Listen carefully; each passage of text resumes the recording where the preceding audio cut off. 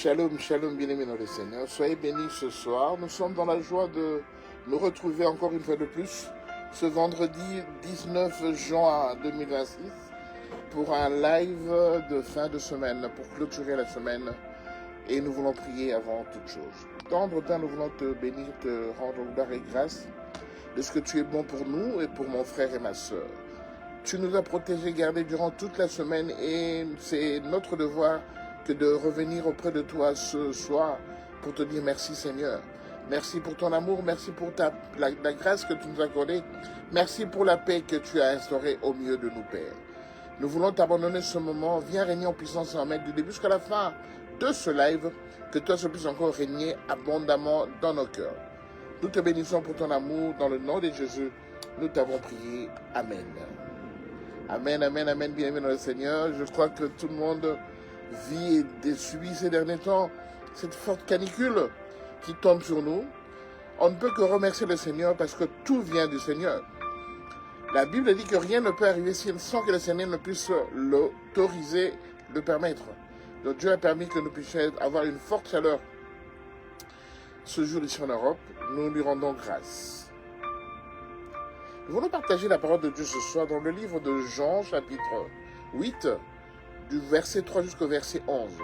Jean, chapitre 8, verset 3 jusqu'au verset 11. La Bible dit ceci.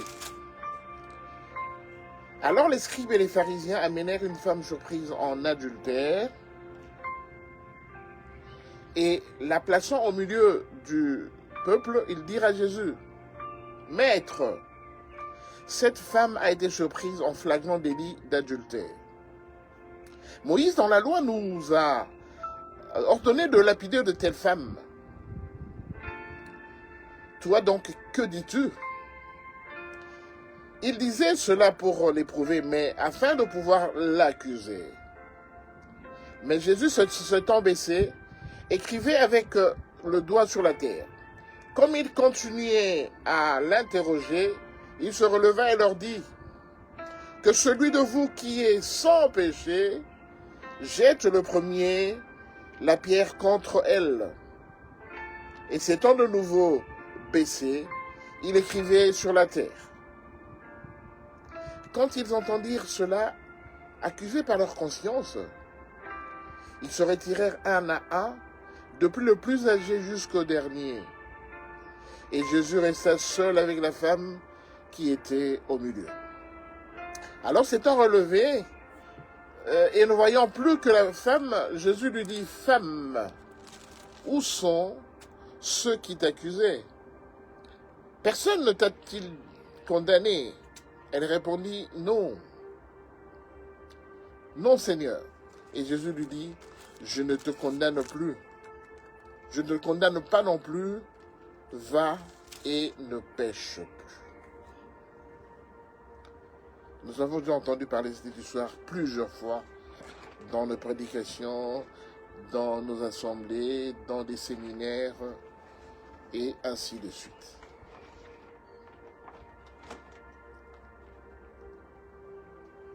Le verset 7.2 nous dit que celui de vous qui est sans péché, jette le premier la pierre contre elle. Jetez-lui la pierre. Que celui de vous qui est sans péché jette le premier la pierre contre cette femme. Bien-aimés, aujourd'hui nous sommes dans cet évangile. Aujourd'hui, nous sommes dans cette logique qui dit « Jetez-lui la pierre, écrasez-le, condamnez-le ». Actuellement, dans nos relations humaines, nous sommes toujours prêts à en découdre en allant directement vers la conclusion. Quel que soit le fait, quel que soit le cas de la chose qui nous arrive, on va directement à la conclusion en disant « Condamnez-le, écrasez-le. Tuez-le. Faites-le disparaître de la circulation.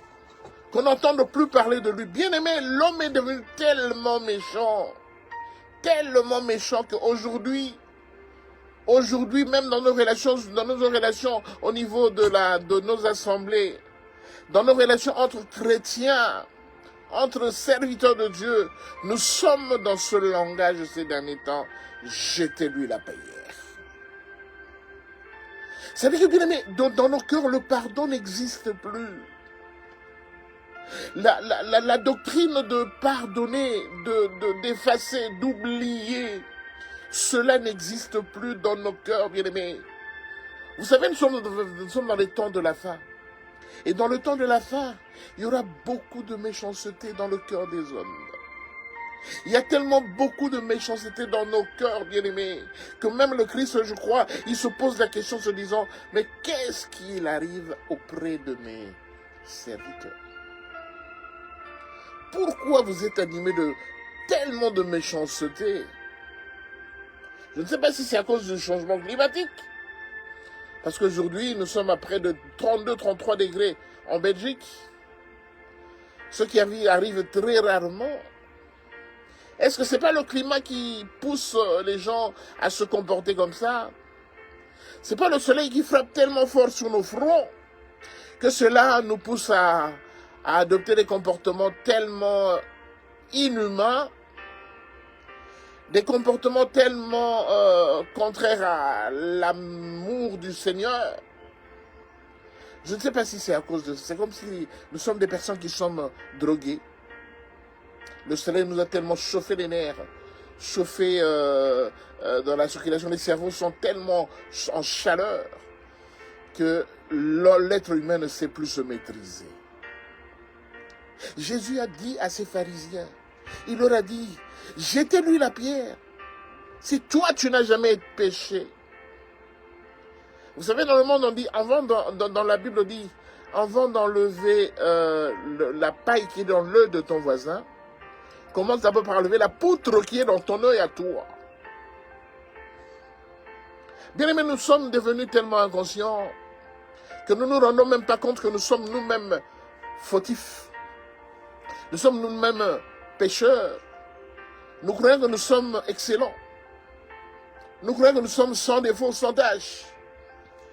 Et Jésus a dit, celui qui parmi vous n'a jamais été un pécheur, n'a jamais fait du mal, que cette personne jette la pierre contre cette femme.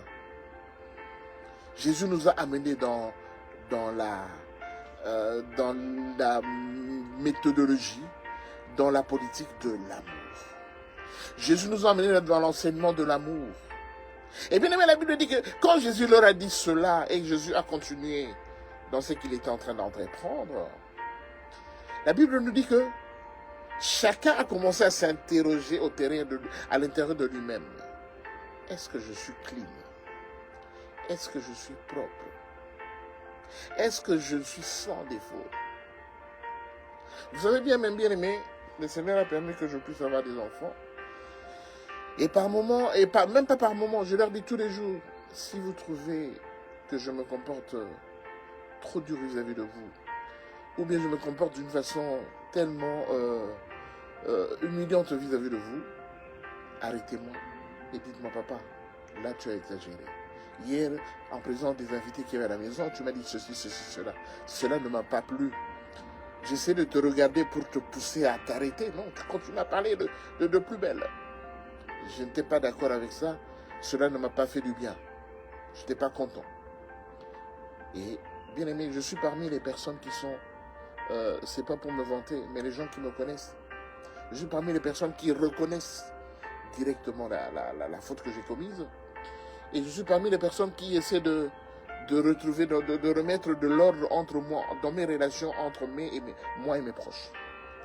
Et ça ne me dérange pas, bien aimé, de prendre directement le réflexe de demander pardon, de m'excuser, pour que nos relations continuent à être prospères et que le Seigneur puisse nous bénir.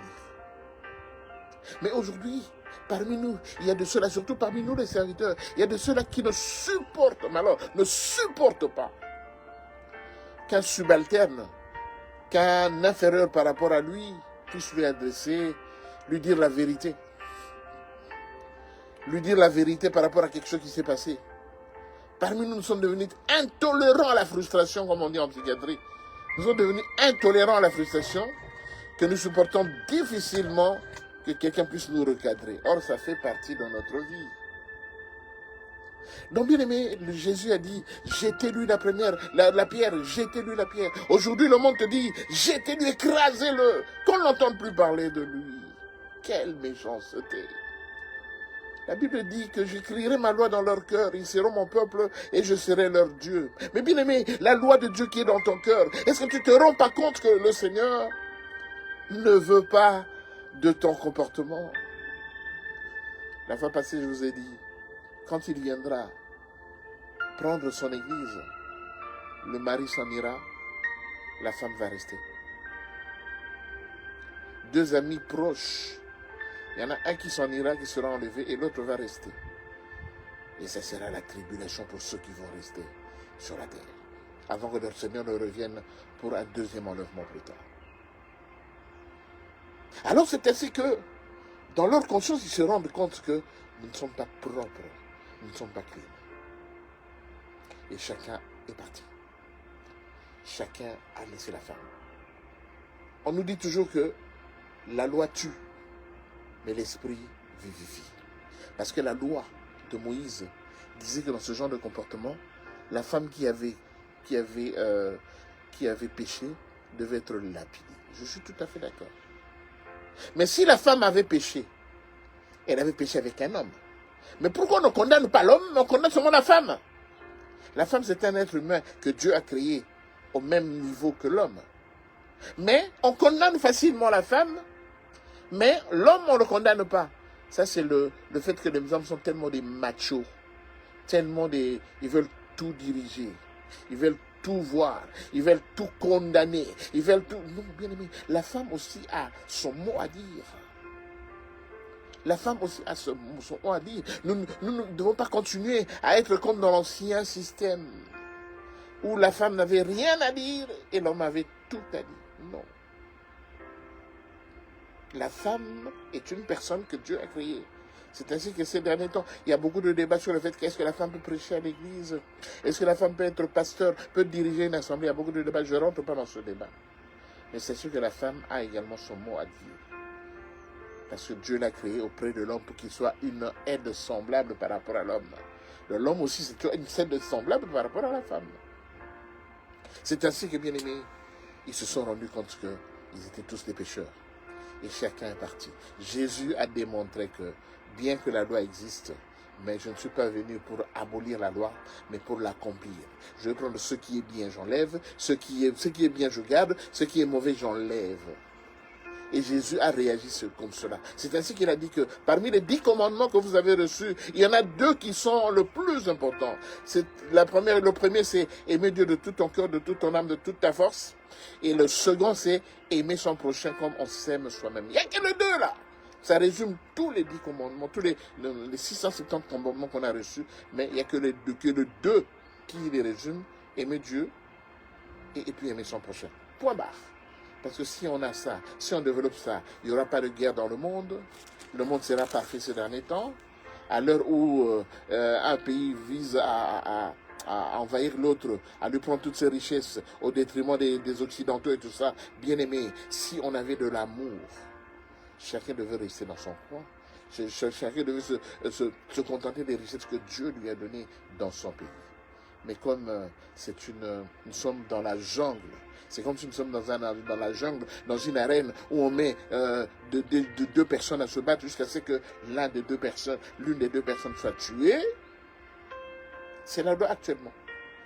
Mais Jésus nous a dit développer de l'amour.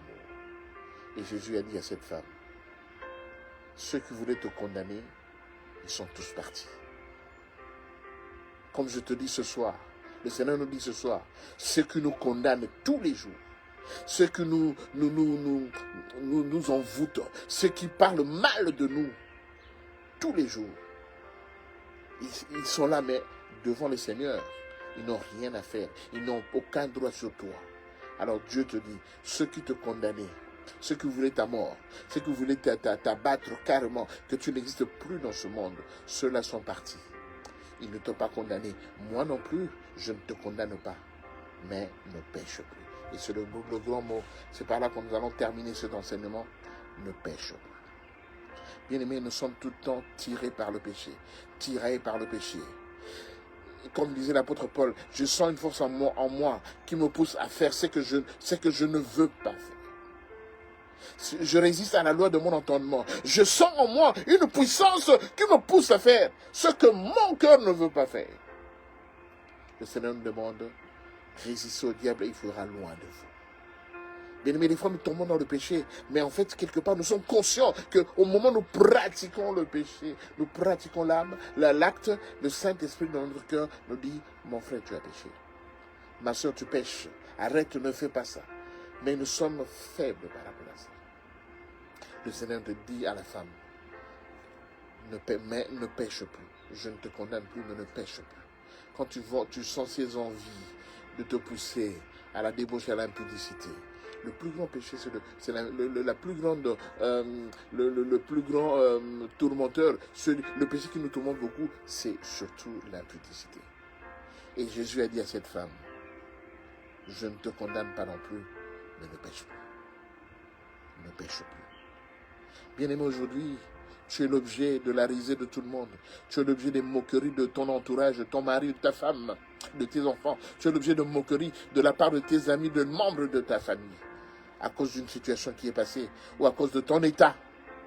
Mais le Seigneur te dit aujourd'hui que même s'il continue à jeter la pierre sur toi, moi je veillerai sur toi.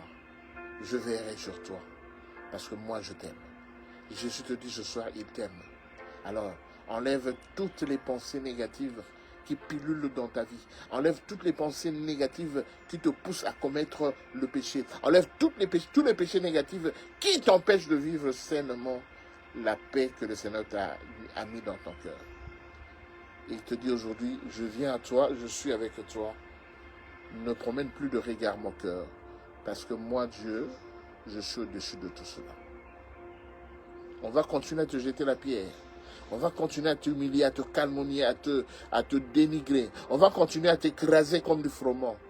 Mais sache qu'il y a quelqu'un qui t'aime. Et cette personne te dit, il ne te condamne pas non plus, mais il te dit seulement une chose. Il te donne seulement un devoir. Un seul devoir pour ce soir, pour la fin de cette semaine. Il te demande, ne pêche plus. Résistez au diable, il sera loin de vous. Résistez au diable, il sera loin de vous. Nous n'avons qu'à résister au diable. Et je sais que avec un peu d'amour, avec un peu de bonne foi, avec un peu de conscience, on va y arriver. Le diable n'a pas été plus fort que Jésus. Il va continuer à nous tourmenter, mais il n'est pas plus fort que Jésus, parce que celui qui habite en moi, c'est Jésus. Et quand il vient me déranger, comme il n'a jamais été plus fort que Jésus, donc je pourrai le résister si je le veux. Que le Seigneur vous bénisse, bien-aimés. Nous avons été dans la joie de passer ce moment ensemble et passer un bon week-end ensoleillé, et que le Seigneur puisse permettre que nous puissions nous retrouver le lundi prochain pour une autre histoire. Soyez bénis ce soir. Shalom, shalom.